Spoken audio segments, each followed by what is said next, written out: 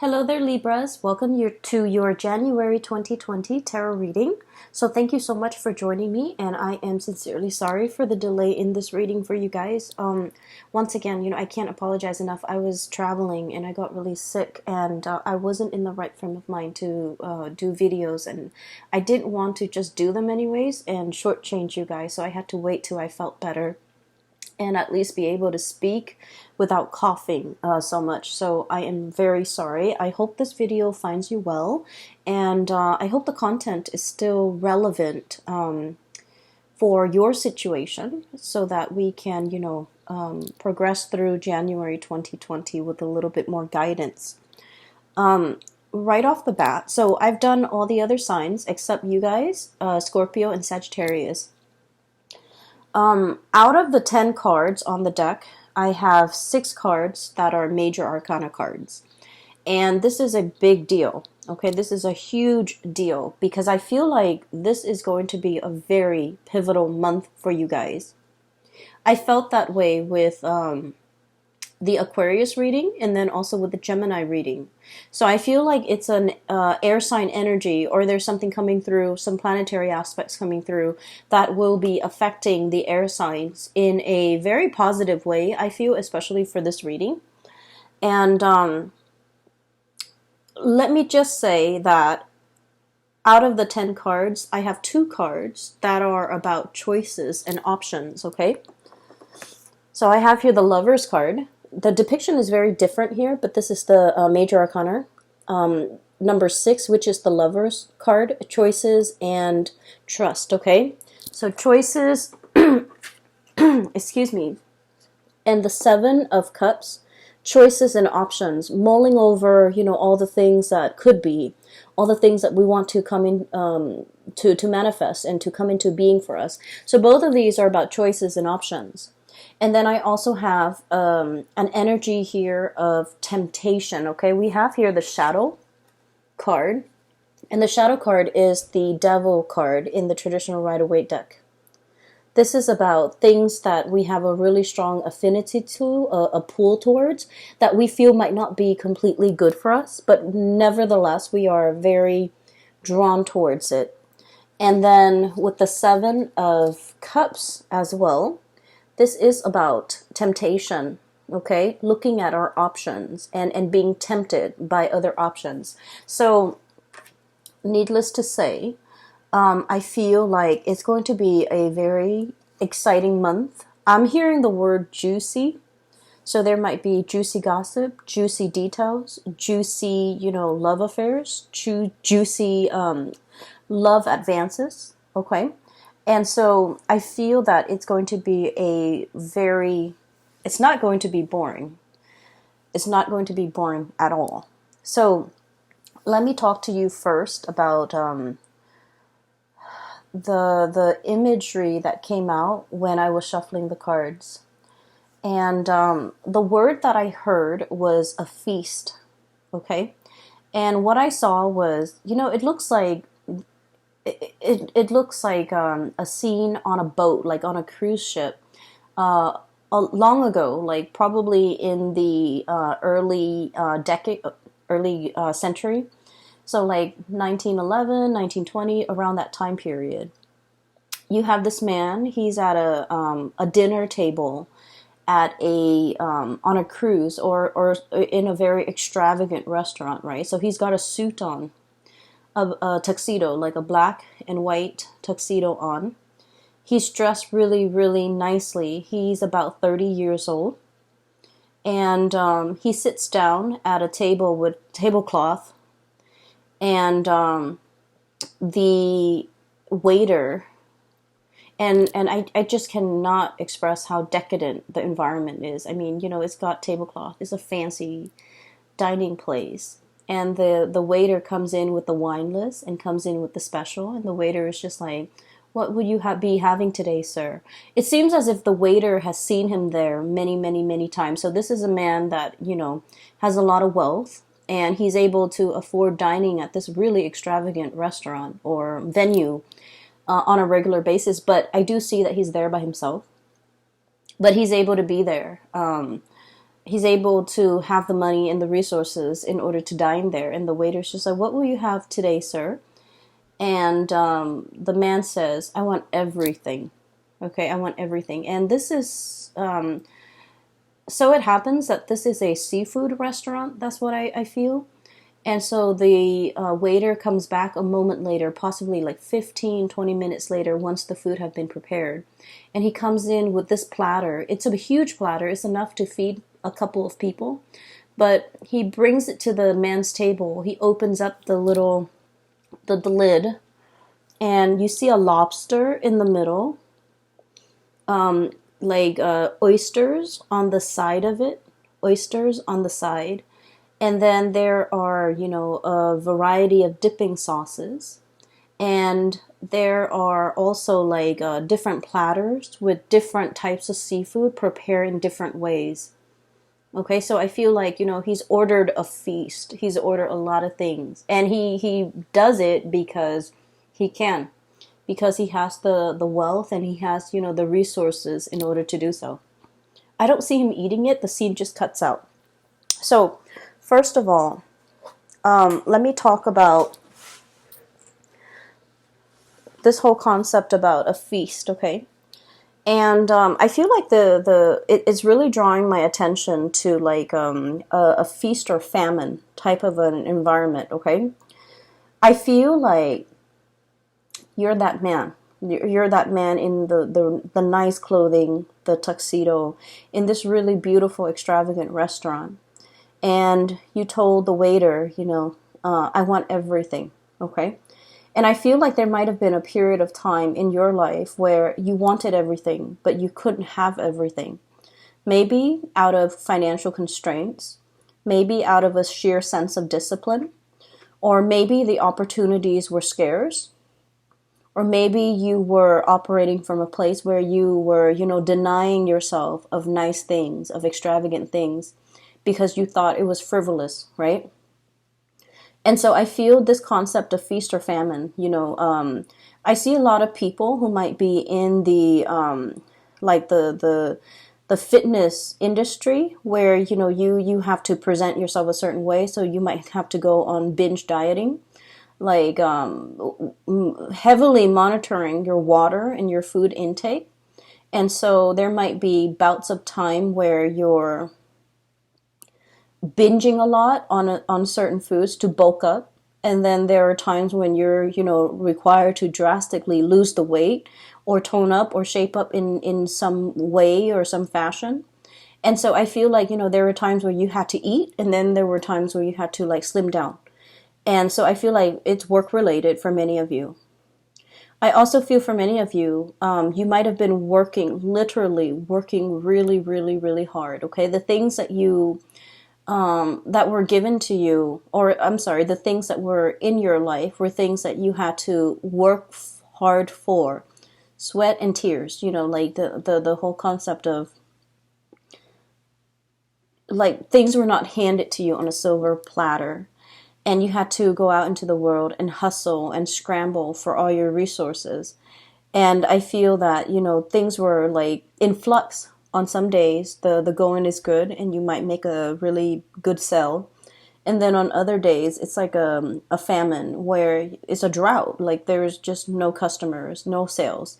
And so I feel that because of it, when you are in a good position, when you feel that you could have a lot of resources, when you have a lot of resources, you feel like, I deserve this. I'm going to splurge. I'm going to binge. I'm going to buy the things that I have been depriving myself during times of famine. And so that's what I'm sensing. So I feel like there's something here where things are heavily in flux, okay?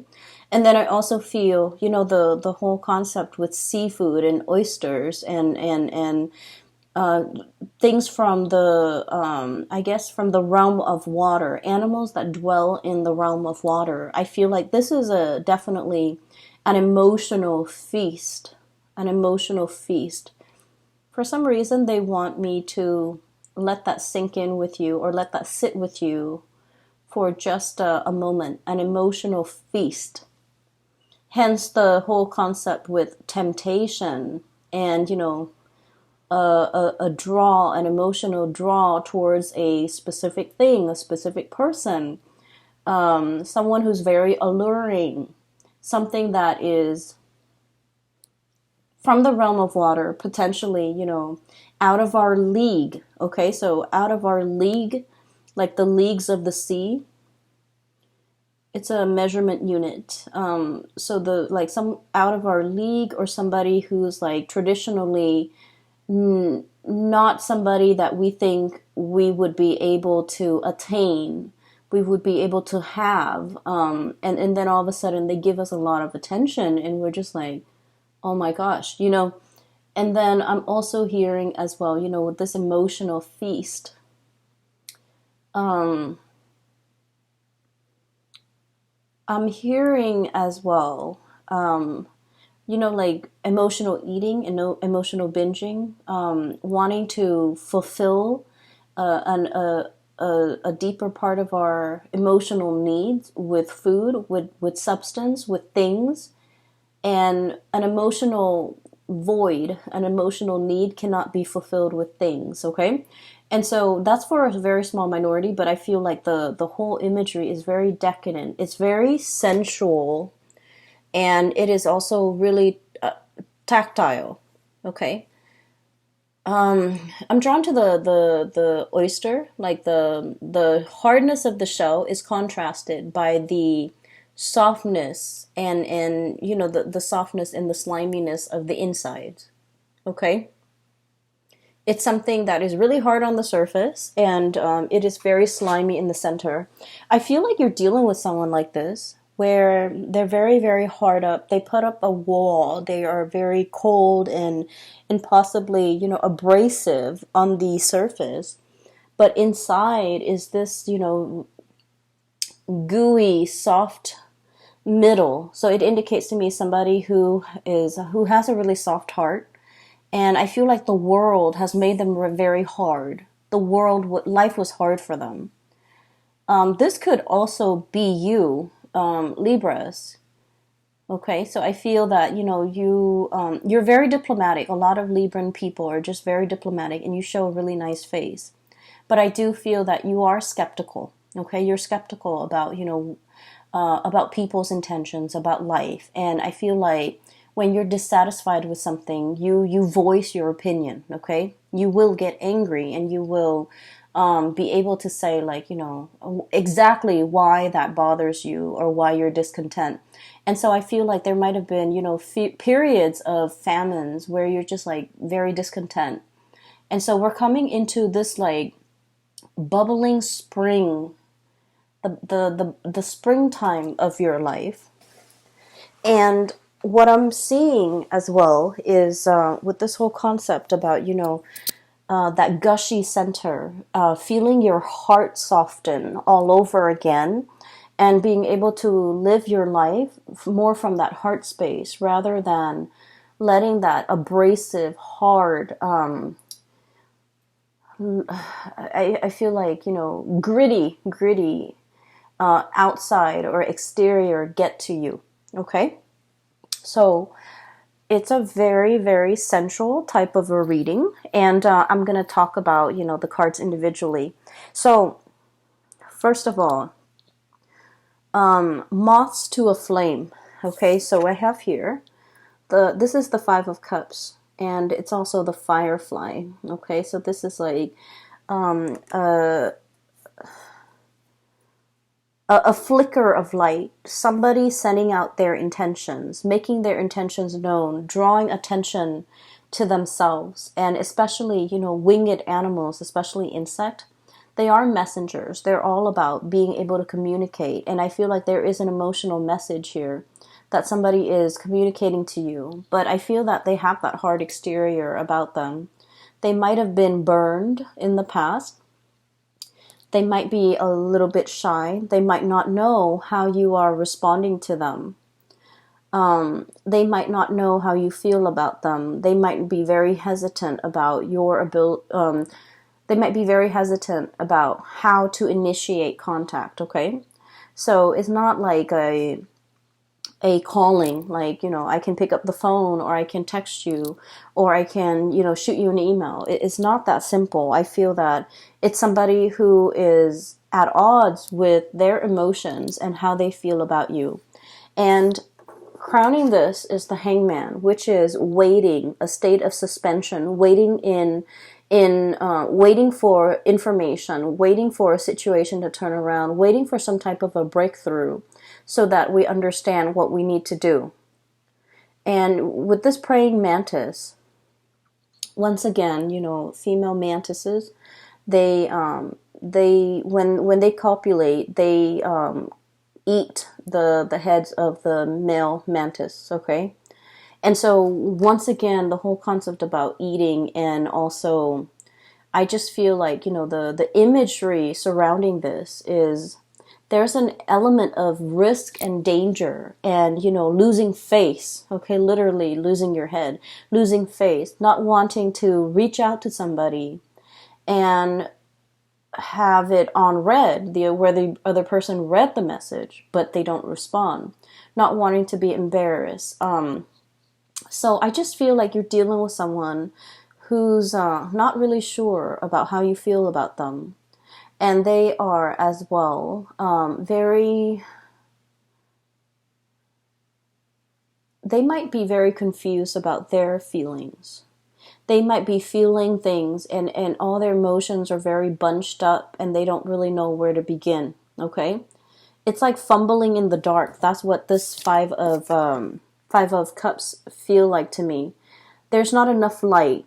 Even though the animal is casting light or drawing in light, but you're only seeing, like, kind of like Morse code, like sparks of light. It comes and it goes. And it's not enough light to guide you, to show you the way. And then furthermore, we have the moon, which is all about confusion. It's all about this really nebulous sense of emotions, okay, like emotions overwhelming us, feeling things on a very, like, empathic, psychic level, including feeling things on a very deep emotional level, but we can't really make sense of it. Things are foggy, things are hazy. We're navigating an environment that can feel really uncomfortable because we can't really see what's, 2 feet in front of us. And so I feel like there's a situation here where someone is feeling things so strongly about another person. It's a mixture of really complicated feelings, love, hate, I feel, and unexplicable, like wanting somebody, but at the same time, it's like, oh no, that's not, my usual type. Or that's not, that person would never go for me. Or even, it's like falling in love with someone who you would classify as an enigma. It's someone who is mysterious. It's somebody who is confusing. It's somebody who is confused about their feelings for you. And so there might be a mirroring energy where you're one day they're like very affectionate, and the next they withdraw. And you're kind of confused as to, do they like me or do they not? Do they want to get together or do they not? And I feel like someone's feeling is very strong. It's overwhelming almost. It's overwhelming where, the first thing you wake up, you think about this person. The last thought on your mind is of this person right before you go to bed. So it's borderline obsession. I don't feel you have a lot of good cards here. And so I just don't feel like it's a bad person for you. I don't feel like there's toxicity, like just bad things. I just don't feel like an icky, yucky vibe from it. I just feel like something is very strong. It's very pure, but you're having trouble even verbalizing your feelings. You're having trouble making sense of it. And honestly, because of all the choices and the options and the whole concept of famine and I want it all, you might be in a situation where you want to, where you want multiple people. You might be dealing with multiple people. You might be dealing with somebody that you're married to, or, you're in a solid committed relationship with. And then there's somebody else that is really drawing your attention and capturing your imagination, right?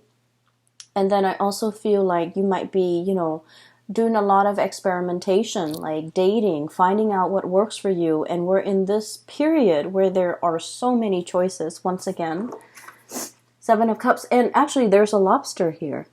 And surrounding the lobster, not oysters, but snails. Okay, so I just feel like, you're in a period where there are so many options, where there are so many choices, where there are so many possibilities. And look at those shells. They're so pretty, different colors. And you're kind of like this lobster, trying to, look at your options, weigh out your options. And so I just feel like, it's definitely, there's no famine here. This is a period of time where there are so many options in love and romance, where the real challenge is figuring out what works for you. And as well, this is the shell depiction here. Lots of choices, lots of option. And so you're in a period where you have a lot to choose from, and the temptation is really strong. You might have, the affinity towards multiple people. We have here the choices, the Lover's card. This is a very strong sexual energy. Okay, like it's a really strong physical connection with another person. It's like finding our counterpart, being able to, it's like feeling very, very strongly passionate, obsessed, even consumed with our emotions for another person. And it flows mutually. So I definitely don't think this is unrequited at all. I feel like it is very strong. And in some ways, I just feel like you're fighting yourself. You're fighting yourself about how you should react. Seven of Wands, okay? Holding yourself back. And I also feel like, your friends, your family members, the people who know you well might have, their opinions about this connection, about this person. And they might be telling you, what are you doing?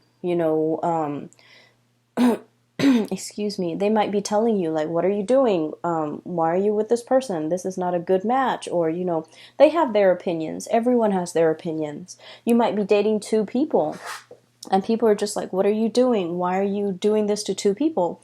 Or you might be dating multiple people, and you're okay with it because this is a period of feast for you. You understand what it means to, have gone through a period of famine, and now you're in it. You just want to indulge. You want to get your hands dirty.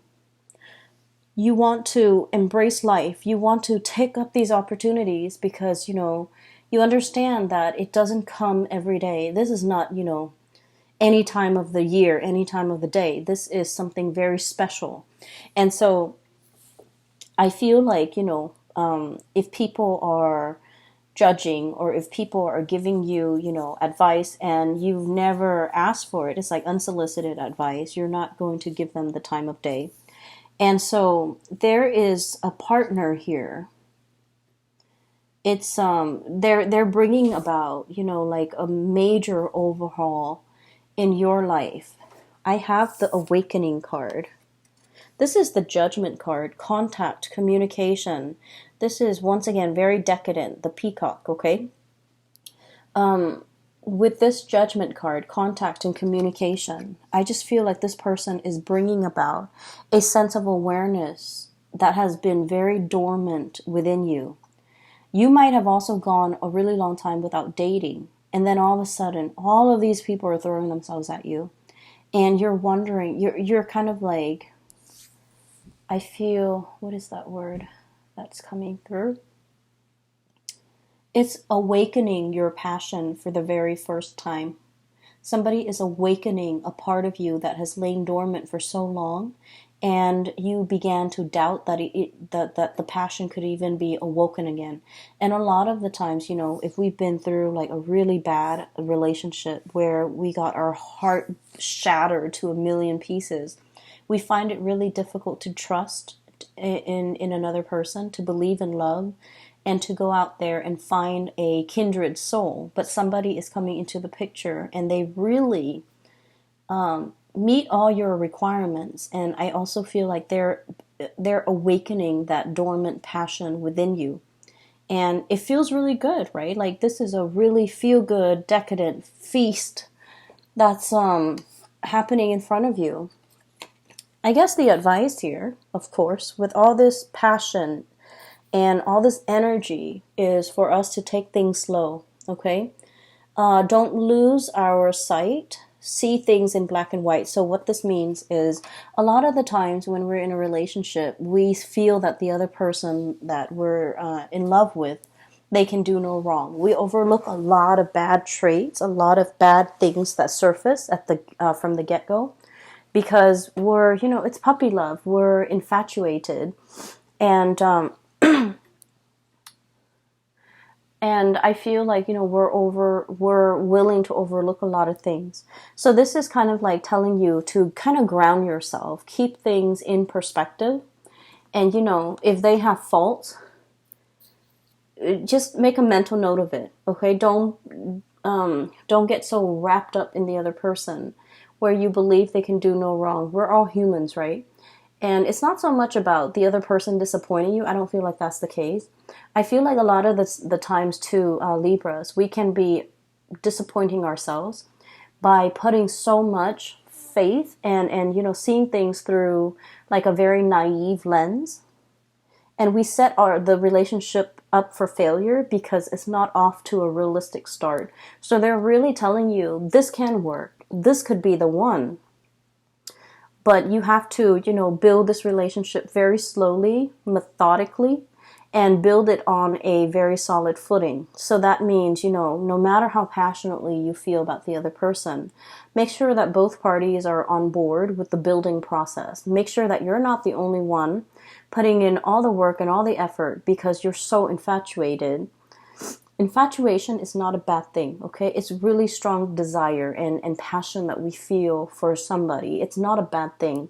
But it can be a bad thing if we're letting that kind of like cover up all the potential flaws in another person because we are not seeing things in a rational way, okay? So this is very much on par with the Aquarius reading. If you have Aquarius in your chart, or if you're dealing with Aquarius, it indicates, I feel like for the Aquarius reading, it's very similar energy, really similar. And if you're dealing with Aquarius, that might explain a lot, because I feel like this is a really divine union. It's a true soulmate type of a connection between you and another person, where they are awakening a side of you that that has not been there for a long time. And I'm talking like decades. I'm talking years. They're awakening something inside of you that is very spiritual in nature as well. Okay? So, I can't remember the Gemini reading, but I feel like with Gemini, there's definitely temptation with the Gemini reading, but I didn't see that with the Aquarius reading. I'm seeing temptation for you as well, but I don't feel like anybody's stepping out of the relationship. I just feel like there's so much passion here and so much potential for like flirtation. And so let me talk about this. This is the Six of Cups. So, excuse me, the Six of Shells, this is the Six of Cups, okay? Peas in a pod, okay? Finding somebody who is, so the imagery of duality, right? Someone who's very different from you, but someone who's very compatible with you. Finding that kindred soulmate, finding the one. The Six of Cups is usually like a soulmate connection. We've known one another in a previous incarnation, in a previous life.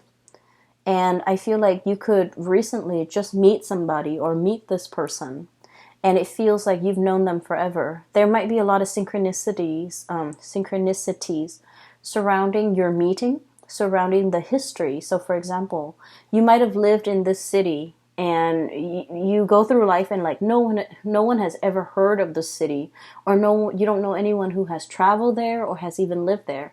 And you meet somebody and they're like, oh, I know where that was, I used to live there.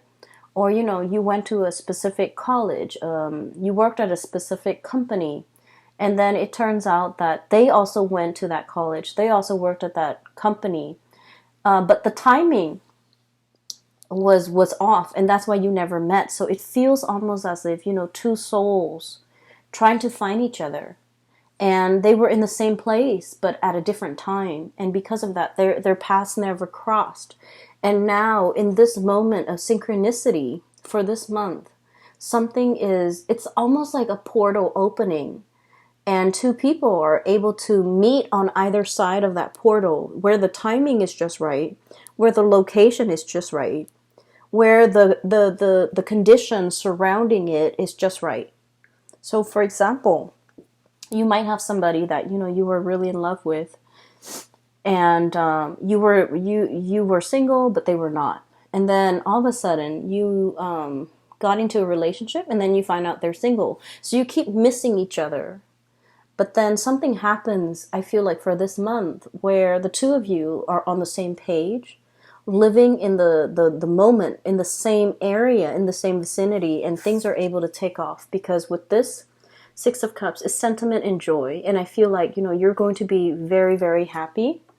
And the Love card, it's duality, mirroring, but also like the finding a mate, being able to find the one who is exactly like you, finding that missing part of your soul, feeling really complete when you're with this person. And the feeling is very mutual. Okay, this is like a really strong, very, very strong soulmate type of a connection for you and this person, whoever it is. It's really wonderful. And what's crowning here is that, once again, that devil energy, the shadow. And this is about, as well, I feel like this person is going to be very transformative in your life. They're able to move you to the next evolution or the next phase of your life. And what that means to me is, I feel some of you might be in a relationship that is very toxic. You might have outgrown a relationship, and I feel that you've met somebody while you're still attached. That's what it feels like to me. And this person is like a breath of fresh air. And you're looking at things skeptically, right? Like, oh, it's just a test, or, I'm attached, I really shouldn't go there. And I feel as if you're thinking, it's not real. You're thinking like, this is too good to be true. It's not real. And I also feel that you're doubting the connection. You're just like, it's happening too fast for so long. I've been in this drought, in this famine, and in this state of like parched earth, like scorched earth, where I didn't feel anything, where there was not enough abundance. And then all of a sudden it happens and you doubt it. You doubt the connection. And there's a part of you that, is very rational, where you overanalyze a situation, and the way that it makes you feel and the way you respond to this person, it just doesn't make sense. And because it doesn't make sense, you don't trust it. And so I feel that you should let go of these things that are really holding you back, and look at this situation for what it is, all the synchronicities, all the series of events that have to kind of like play out in order for the two of you to be able to meet. And we have as well the moon. Furthermore, confusion. Okay, options, confusion. And I can assure you, this is a very good connection. You definitely should explore it. You definitely should take your time to get to get to know the other person. And you want to do it with, eyes wide open, so that you're not you're not like blinded by the infatuation. But then I also feel for many of you, you're in a really bad relationship. You've met somebody new that's like a breath of fresh air. And it's making you question and re-examine whether or not the current relationship is still good for you. Okay, it's still good for you. So that's for those who are in like an unhappy attachment, a relationship, a marriage, or whatever it is. You're questioning its viability in your future. So enjoy this moment, whatever it is, whatever this feast is for you. I just feel, let's say this. Man's eating a lobster at a really fancy, venue, and he's wearing a suit, right? And when you eat seafood, your hands are going to get dirty. You have to use those things to break the claws. You have to, there's a lot of gunk inside seafood, right? Not in a bad way, but there's a lot of like little tidbits, juice and things like that. So it's not like a neat, it's not like a sandwich. It's not like something that's easy to eat. You're going to get, guts and juice flowing all over. And so I feel like he's saying, I want everything. He really wants to experience that tactile sensation. He really wants to get his hands dirty. He's willing to put in the work. He's willing to, it's not like he's on the sidelines nibbling at life. He wants the whole damn thing, and he's willing to get his hands dirty in order to get that. And so I just feel like your mind's already made up. You're going to get involved. You're going to do whatever it takes. I feel like you might be even fighting for,